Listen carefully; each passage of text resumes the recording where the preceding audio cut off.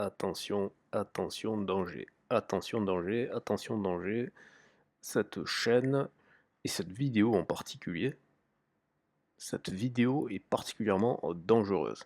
Toutes les personnes qui sont affichées là dans le coin gauche de l'écran, ben, en fait, cette personne qui est à droite, hein, donc qui est apparemment Elisheva Gottfarstein, ben, je pense que cette Elisheva Gottfarstein est en train de mettre une cible dans le dos des gens qui sont sur la gauche. Donc, cette vidéo, comment le dire? Je vais commencer par lire les commentaires qui sont sous cette vidéo, et ensuite je vais vous expliquer de quoi il en retourne. Alors je vais pas commencer par mon commentaire, je le lirai après, mais je vais lire les autres commentaires pour vous montrer que voilà, c'est pas une vue de l'esprit. Donc vous pouvez voir, vous n'arrêtez pas de dire UJFP, donc l'UJFP, je rappelle que c'est l'Union juive française pour la paix, je vous en avais déjà parlé dans certaines vidéos, et je pense que après je vous montrerai, je crois qu'ils ont une chaîne, voilà.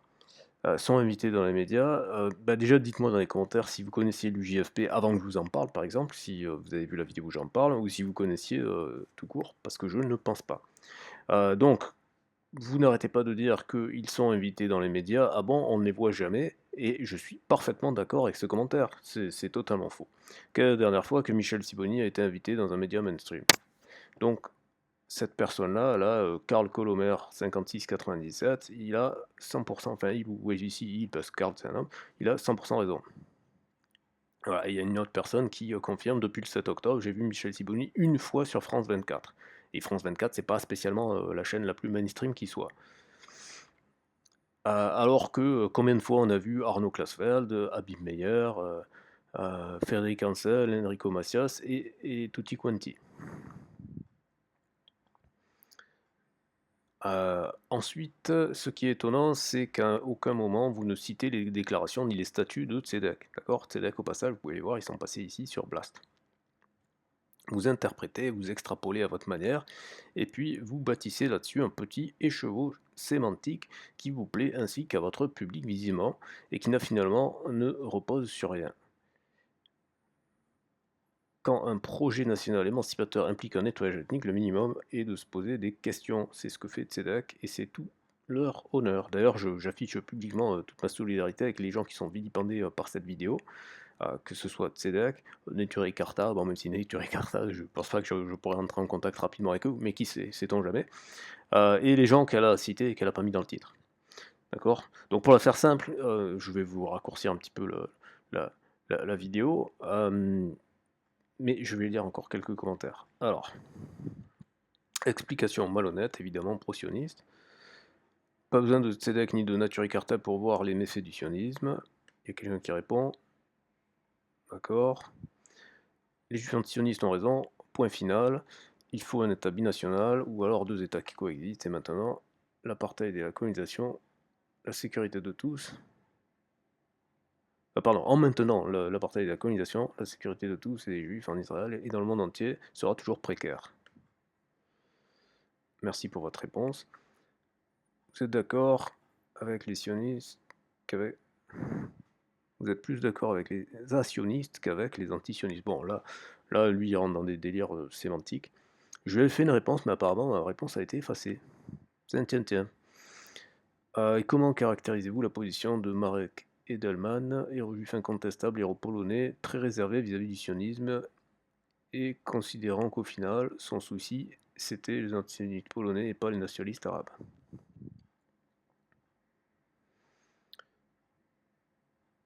Ouais, bon, là, on rentre dans des petites guéguerres, ça m'intéresse pas trop.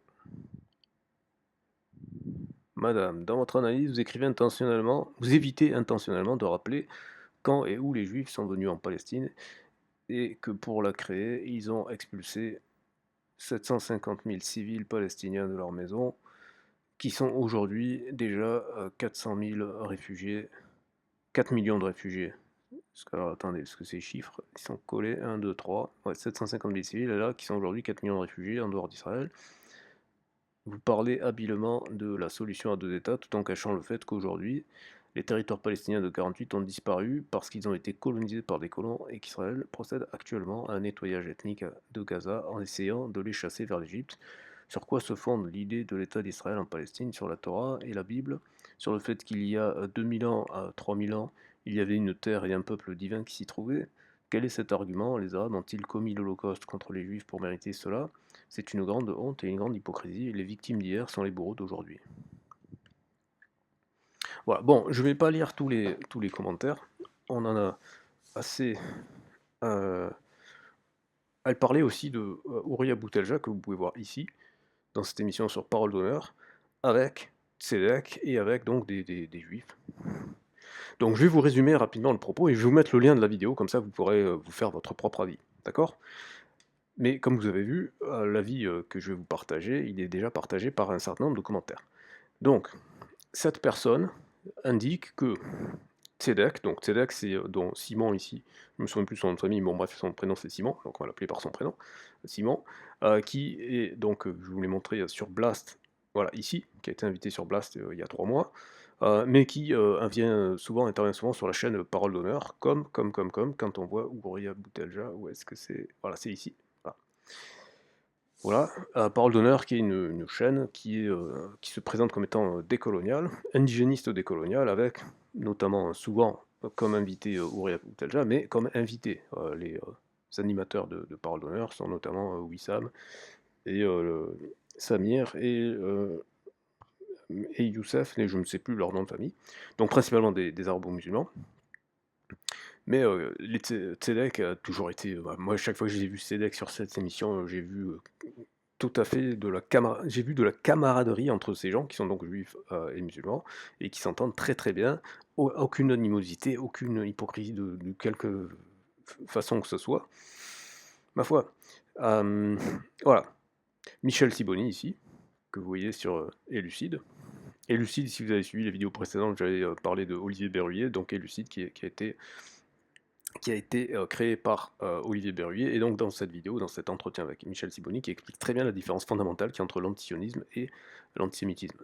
Or, ce que fait donc cette Elisheva Gottfarstein, c'est de faire croire que tous les juifs qui sont antisionistes, en fait, seraient, les amis préférés des antisémites, donc ça veut dire que s'il y a des juifs qui sont antisionistes, eux, ils sont exemptés d'antisémitisme parce qu'ils sont juifs, mais par contre, tous les gens qui seraient non-juifs et qui seraient amis avec eux ou qui s'intéresseraient à leurs travaux, alors forcément, ce seraient des antisémites. C'est une association.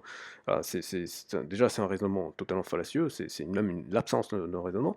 Mais elle, ce qu'elle dit, c'est qu'elle dit que ces gens-là, donc les Tzedek, les Naturicasta, les UJFP, tous ces gens-là, seraient des gens qui feraient la distinction entre les bons juifs, eux, et les mauvais juifs, les autres.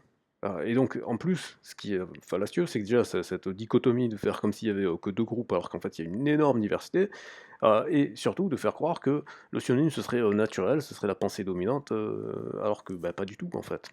Alors que pas du tout. Mais alors, pas du tout, du tout. Voilà, donc cette personne-là est extrêmement malhonnête, elle n'a pas du tout cité les propos des gens qu'elle critique, elle les a d'office affiliés avec les antisémites, ce qui empêche toute discussion, toute analyse, etc. Et puis surtout, bah, la première chose qu'elle pourrait faire, ce serait de les inviter pour pouvoir discuter avec eux. Moi, c'est ce que j'ai mis dans les commentaires, je vais vous lire mon commentaire, ce sera plus simple.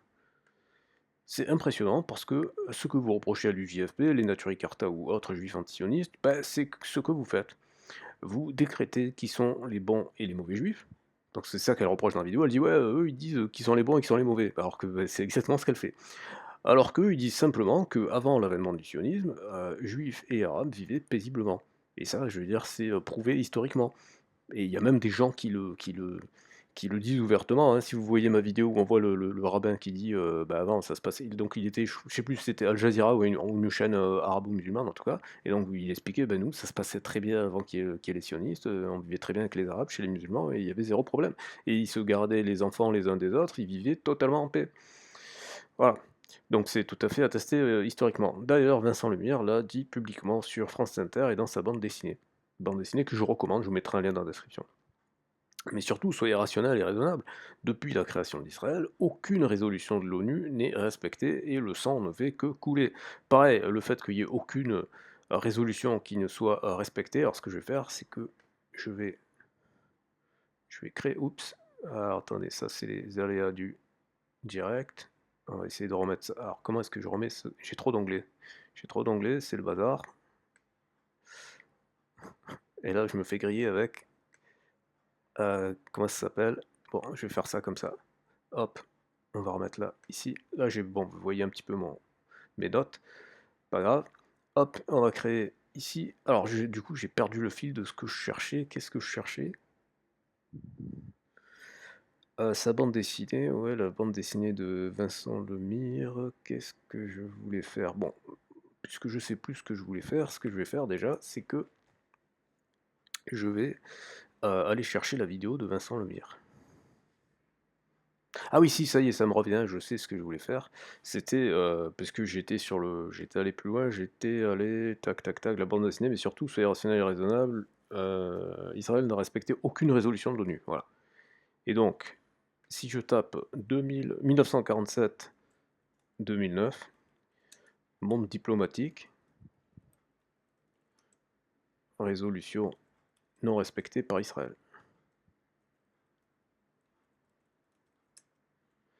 Vous allez voir que, donc déjà, en 2009, le monde diplomatique, voilà.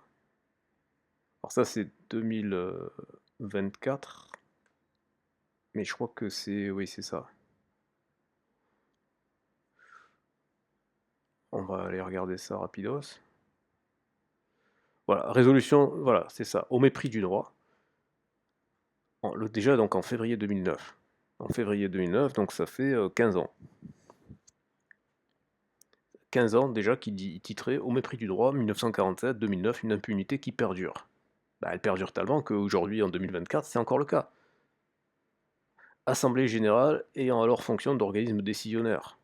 Résolution 180, 29 novembre 1947, 1948, blablabla, bon bref, vous allez voir par vous-même. Et c'est le monde diplomatique. Le monde diplomatique qui à l'époque était dirigé par Alain Grèche, qui est, oh tiens, c'est comme c'est étrange, juif antisioniste. Oh, c'est marrant ça, hein. C'est marrant, je savais pas que le monde diplomatique c'était un repère d'antisémites, hein. Bon, donc faut arrêter les conneries. Faut arrêter les conneries. Donc je disais, depuis la création d'Israël, aucune résolution de l'ONU n'est respectée et le sang ne fait que couler. Comme le disait Sylvain Sipel, alors Sylvain Sipel, vous pouvez le voir ici, hein, comme par hasard, il passait chez Olivier Berruyer sur Élucide. Ah, comme par hasard. Voilà. Pareil, je vous mettrai un lien dans la description vers son bouquin, dont Olivier Berruyer parle dans l'interview sur Antithèse. Tac, tac, tac, donc on en était où? On en était là, Sylvain Sipel. Donc comme le dit Sylvain Sipel, Israël met les Juifs en danger partout dans le monde. Le projet sioniste a pu être pensé par des gens dotés de bonnes intentions, donc là, je le dis sincèrement, peut-être qu'à la base, les Théodore Herzl et compagnie, peut-être ils avaient des bonnes intentions. Je ne les accuse pas de base d'être en mode collant, parce qu'il faut aussi remettre dans le contexte. Au moment où Théodore Herzl théorise ça, déjà, c'est la fièvre nationaliste, hein, je renvoie à la vidéo où j'explique un petit peu les prémices, et puis en plus, bah oui, il y avait un antisémitisme réel, qui vivaient dans leur chair. Les pogroms, ça existait. D'accord. Je ne suis pas en train de nier cette réalité. Le truc, c'est que je suis en train de dire qu'en France, comme dans tous les pays occidentaux, et en particulier en Israël, c'est plus le cas. Donc vous ne pouvez pas jouer la carte de la victime éternelle, non, ça ne marche pas. Il y a des phases de l'histoire où effectivement les gens de confession juive étaient des victimes systématiques, mais ça n'est plus le cas aujourd'hui. Je ne sonde pas les âmes, donc je ne peux pas juger, et ça n'est surtout pas le cas en Israël où c'est totalement l'inverse, hein, ce sont les Palestiniens qui se font martyriser. Mais dans les faits, il ne produit que le sang que les larmes et du sang. Vous dites innocemment que le partage de 1947 a été refusé par les Arabes, donc c'est ce qu'elle dit dans la vidéo, mais vous oubliez de mentionner les chiffres. Source Vincent Lemire sur France Inter. Allez, on va aller voir le Vincent Lemire sur France Inter. Alors, Vincent Lemire. Vincent Lemire, France Inter. Oui, mais sauf que Vincent Lemire, vous voyez qu'il est très souvent invité. Histoire, Israël, partage, 1947. Voilà, je crois que c'est là. Alors je vais mettre les... Ah, il n'y a pas...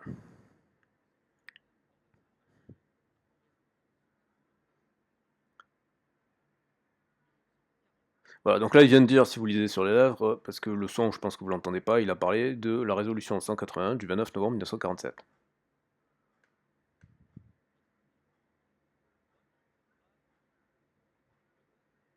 Alors, écoutons, alors je vais essayer de débrancher mon casque, peut-être que le son sera cette fois capté, on va voir. J'espère. La communauté internationale s'entendait sur 2 États. Pourtant, ce plan de partage va susciter la colère des Arabes. Pourquoi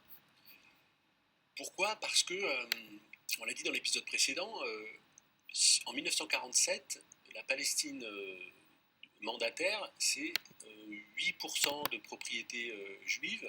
Et donc, ce qu'il vient de dire, je le dis au cas où, donc ce que Vincent Lemire vient de dire, au cas où le son n'aurait pas bien été enregistré, je le dis, il vient de dire qu'en 1947, les propriétés juives, c'est 8% du territoire. Donc 92% de propriété. C'est de l'arithmétique de base. S'il y a 8% qui étaient des propriétés juives, ça veut dire qu'il y a 92% qui sont des propriétés non juives. Propriétés non juives. Et le plan de partage, c'est un État juif en Palestine sur 55%. Et le plan de partage, c'est un État juif en Palestine sur 55% du territoire. Donc, avant le plan de partage, ils ont 8%. Après le plan de partage, ils ont 55%. Pour les gens qui ne savent pas compter, 7 x 8, 56. Donc ça fait quasiment du x7. C'est totalement stratosphérique. Il n'y a que les gens qui ont investi dans Bitcoin au tout début qui ont fait des scores comme ça. Non mais blague à part, faire x7 en termes de gain de territoire, mais c'est totalement disproportionné. Parce que qui dit x7 pour eux, alors attention les gens, ça ne veut pas dire diviser par 7 pour les autres.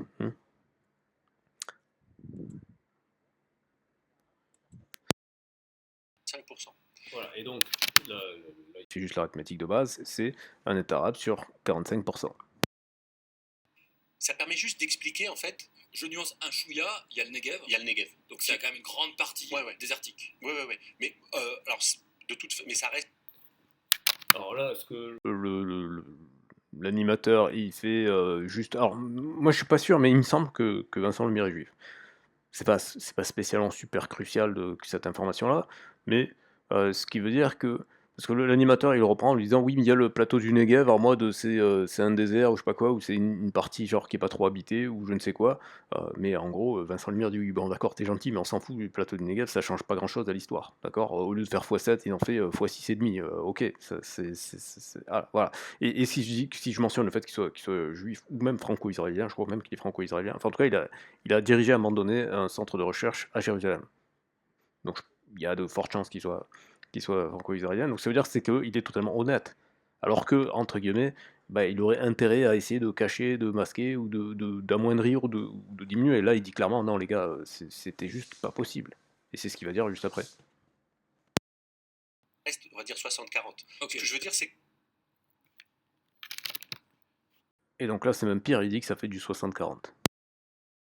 En signant le papier, l'organisation sioniste passe de 8% de la terre à 50% ou un petit 50%. Voilà, lui dit, si on rétablit en fait que le plateau du Negev éventuellement, si vous voulez, on descend à du 50%. Mais ça veut dire qu'il passe de 8% à 50%. Qui est stratosphérique, ça fait, ça fait du x6. Voilà. Donc c'est quand même exceptionnel. Oui, ils disent oui, encore une fois.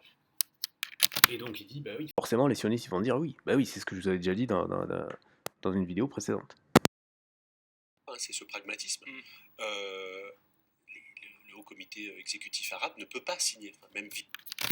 Voilà. Donc si vous lisez sur le livre, vous l'avez lu, sinon je vais vous le redire, il dit le comité exécutif arabe ne peut pas signer. Et c'est un juif slash franco-israélien qui vous le dit, en toute honnêteté.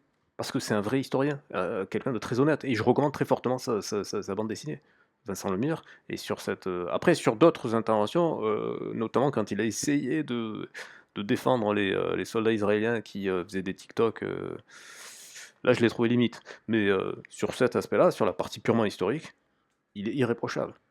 Et sa BD est irréprochable également. Voilà. Donc, revenons aux commentaires. Donc, je disais, le cœur du problème, Le cœur du problème, c'est qu'un territoire a été attribué à des gens qui n'y habitaient pas, à la place de gens qui y habitaient déjà. Et c'est ça la définition du colonialisme. La particularité historique, c'est que d'habitude, les colons, ils viennent d'un même pays, avec une armée, ils font la guerre aux indigènes, et ensuite ils s'approprient le territoire, hein, comme CF, l'histoire des Amériques, l'histoire de l'Australie, ainsi de suite. Dans le cas d'Israël, c'est l'ancien colon britannique qui a cédé une de ses colonies à un groupe de gens venus d'ailleurs, sans considération pour les anciens colonisés. Si vous voulez la paix dans la région, il faut accepter la seule solution viable à long terme. Alors quand je dis la seule solution, c'est évidemment, ça c'est discutable. Vous pouvez ne pas être d'accord avec le fait que ce soit la seule solution. Je pense, et c'est pour ça que j'ai fait une vidéo, et je vous renvoie à la vidéo dédiée où j'explique plus en détail, et je vous invite à contrer mes arguments si vous avez des arguments. Quand je vous dis la seule solution, ça peut paraître un peu prétentieux, mais je vous dis très honnêtement, j'ai beaucoup réfléchi à cette question. J'ai même discuté avec Perplexity, donc l'équivalent de ChatGPT, hein, pour ceux qui ne connaissent pas, pour essayer de voir si ma solution elle était rationnelle ou pas. Bon, il m'a donné des arguments, mais moi je trouve que ces contre-arguments sont assez faibles, parce qu'il dit juste, oui, il y a des gens qui vont pas être contents. Ben oui, mais il n'y a aucune solution qui mettra tout le monde d'accord, hein. Ça, c'est, je veux dire, c'est inévitable. Voilà. Donc, je disais, la seule solution viable à long terme, c'est que le territoire de la Palestine mandataire doit devenir une zone internationale contrôlée, pacifiée et sécurisée par l'ONU, comme c'était prévu pour Jérusalem. Alors, j'ai pas retrouvé la carte, je vais rechercher pour essayer de la rajouter, mais il y a une carte qui montrait le partage, encore que je pense qu'on peut peut-être la trouver si on met partage de 1947, résolution 181. Je pense que si on fait ça, on va peut-être la trouver. Alors, est-ce qu'on la voit ici? Parce que ce qui m'intéressait, c'est que... alors, est-ce qu'on peut voir ça de façon plus grande? C'est qu'il y avait une zone... Bah ouais, là c'est encore pire. Eux, ils disent sur Wikipédia qu'ils sont pas spécialement connus pour être des antisémites. C'est 56% du territoire, hein. Voilà. Donc, le 29 novembre 1947, le plan de partage de la Palestine élaboré par le Comité spécial des Nations Unies sur la Palestine, créé par l'Assemblée générale de l'ONU et approuvé par cette dernière à New York par le vote de la résolution 1981. Ce plan prévoit la partition de la Palestine mandataire en 3 entités avec la création, voilà, c'est ça que je voulais dire, la création d'un État juif sur 56% du territoire de la Palestine mandataire, dont une grande majorité est constituée du désert du Negev quasiment inhabité, et d'un État arabe. Oui, mais après, le fait que le désert du Negev soit quasiment inhabité, ça c'est leur problème. Et d'un État arabe sur 42% du territoire, tandis que la ville de Jérusalem et sa proche banlieue, 2% du territoire, pour ceux qui ne savent pas compter, 98 plus 2, ça fait 100%, sont placés sous contrôle international en tant que corpus separatum. Alors, la formule latine corpus separatum désigne la proposition d'internationalisation de Jérusalem et de ses environs dans le cadre du plan de partage. Ben voilà, mon idée, elle est venue de là. Quand j'ai vu ça, parce que j'étais focalisé sur le 55-45, mais en fait, non. Quand j'ai vu la carte, et je crois qu'on le voit ici, ouais, est-ce qu'on peut zoomer un peu? Voilà, là c'est très bien. Donc on voit qu'il y a ce côté, donc cette zone qu'ils ont appelée la zone internationale. Ben, en fait, mon idée, c'est de dire, ben, je ne sais pas si elle existe toujours cette zone internationale, si elle a été respectée ou pas. Mais qu'elle ait été respectée ou pas, je pense que la solution que je propose, c'est que ce statut de zone internationale, c'était un peu comme si c'était passé pour Berlin, hein, qui avait été occupé par les Américains, les Soviétiques et compagnie, ben, de faire ce statut de zone internationale, de le faire sur tout le territoire de la Palestine mandataire, en fait. À mon avis, ça résoudrait le problème. À mon avis, ça résoudrait le problème. C'est ça la solution que je propose. Le territoire de la Palestine mandataire doit devenir une zone internationale contrôlée, pacifiée et sécurisée par l'ONU, comme c'était prévu pour Jérusalem, de sorte que juifs, chrétiens, musulmans ou athées puissent y vivre en paix. Si vous refusez cette réalité raisonnable, vous continuerez de faire couler les larmes et le sang. Pour qu'un combat s'arrête, il faut qu'il y ait un arbitre. Soit dit en passant, Pierre Stamboul. Alors Pierre Stamboul, c'est quelqu'un qui a été, je crois, à un moment donné, enfin, soit membre, enfin membre, ça c'est sûr, mais peut-être à un moment donné président de l'UJFP, donc l'Union des Juifs français pour la paix. Bah, Pierre Stambou, je trouve que moi je l'ai connu quand il était professeur de mathématiques à Marseille, formateur notamment des professeurs de mathématiques. Voilà, et c'était un professeur de mathématiques respectable, respecté. Et quand je l'ai connu en tant que professeur de mathématiques, je savais même pas qu'il était juif, je savais même pas qu'il faisait partie de l'UJFP. Voilà, je l'ai su après. Euh, voilà. Et donc eux, ils disent des choses très, dans la vidéo, très mauvaises à l'encontre de cet individu, qui est un individu très respectable et respecté. Donc non, non, c'est pas du tout justifié. Et votre présentation est totalement malhonnête à son égard, comme à celui de l'UJFP, de Tzedek et de toutes les personnes que vous avez citées. Si vous étiez honnête, vous les inviteriez pour débattre avec des arguments, en face à face, plutôt qu'en faisant de la désinformation. Par ailleurs, je suis surpris que vous n'ayez pas cité Jacob Cohen. Seriez-vous capable de débattre avec lui à propos des Sayanim? Voilà, et pour ça, je vous renvoie vers la vidéo où je montre l'extrait de l'interview de Jacob Cohen, et je vous mettrai un lien également vers son livre. Voilà, donc attention, parce que si vous n'avez pas tout ce contexte-là, vous voyez cette vidéo qui est extrêmement bien montée, Academ, là sur ça, ils sont carrés, ils connaissent les codes de YouTube, voilà, c'est assez clean. Euh, ils ont quand même 32 000 abonnés, voilà, ils ont fait quand même 16K vues, c'est pas rien, mais voilà, vous voyez sur ces 16K vues, ils se sont pris 347 commentaires, et la plupart de ces commentaires, bah, ils sont quand même la plupart de ces commentaires, ils sont critiques parce que les gens, ce qui est marrant, c'est qu'il y a des gens qui connaissent même pas les groupes qu'ils ont cités et qui pourtant considèrent que la vidéo c'est du n'importe quoi, mais tout simplement parce que la vidéo, ils citent des noms, ils disent du mal de ces personnes-là, mais sans citer leurs propos. Parce qu'à la limite, s'ils avaient cité leurs propos en disant, en montrant en quoi ces propos étaient dérangeants, mauvais ou tout ce que vous voulez, ben en fait, déjà, ils peuvent pas trouver des propos qui soient dérangeants dans, dans ce qu'ils disent, en fait. C'est ça le truc. Et là, ça, j'avais pas vu ce commentaire. Vraiment, votre fragilité est criante. Vous tapez sur Tzedek au lieu de vous occuper des antisémites. Vous êtes vraiment pathétique. Vous devez être bien ami avec les membres de Golem qui ont les mêmes techniques. Et comme je vous disais dans la vidéo où je vous présentais la chaîne de Marcus Dia, c'est bizarre parce qu'il parle pas de Bassem.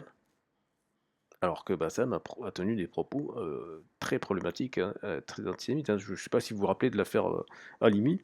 Donc c'était le jeune juif qui s'était fait tuer par le gang des barbares, hein, dit le gang des barbares, Fofana. Bassem a dit publiquement dans plusieurs de ses streams live Twitch qu'il voulait faire une nouvelle Halimi. Enfin bref, en gros, il disait qu'il voulait casser du juif, quoi. Voilà. Je vous invite à aller voir les vidéos de Marcus Dia pour avoir plus de détails par rapport à Bassem, mais voilà, ça n'a pas été du tout mentionné dans cette vidéo. Voilà, voilà. Voilà, voilà. Au passage, ça me fait penser que Shlomo Sand, c'est son livre Comment le peuple juif fut inventé, est très intéressant pour comprendre ces questions-là également. Voilà, donc attention à la désinformation.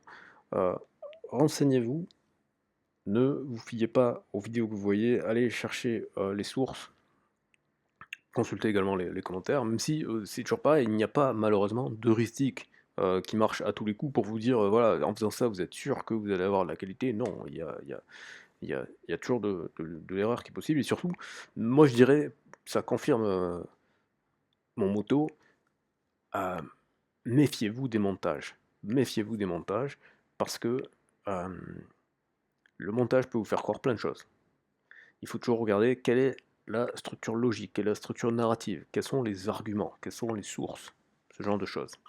Voilà, comme d'habitude, vous avez un lien dans la description pour pouvoir garder le contact, pour pouvoir rendre réelle la communication entre nous, si vous voulez aller plus loin que simplement consommer du contenu passivement, si vous voulez être actif et bâtir la résistance pour une vie plus vraie, pour une vie plus libre. Et je vous dis à très bientôt pour une prochaine vidéo.